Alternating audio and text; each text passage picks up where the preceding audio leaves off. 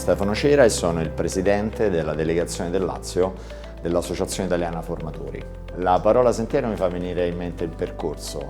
Parto idealmente da quello che è il sentiero che si fa nei boschi, una lunga passeggiata, è un po' il percorso che noi come formatori facciamo nella nostra vita, è un lungo percorso. Un percorso che passa attraverso determinate fasi, determinati step, passaggi fondamentali della nostra vita prima ancora che della nostra professionalità. Quindi se penso anche al mio di sentiero, al mio percorso professionale, è composto da tanti piccoli passaggi, da tante piccole fasi che contribuiscono tutte a diventare quello che in fondo siamo sempre stati.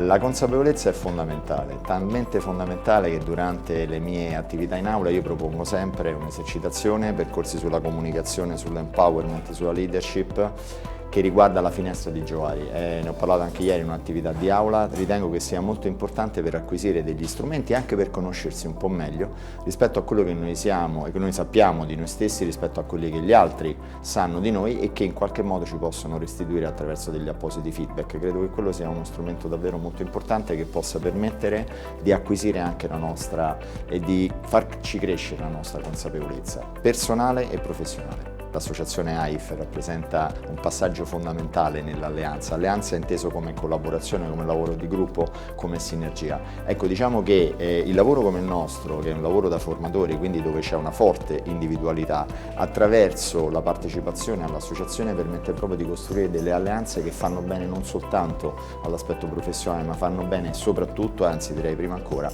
all'aspetto personale. Senza gli altri noi siamo poco o niente, come diceva anche il famoso cantante dei Clash, Joe Strummer, in una famosa intervista.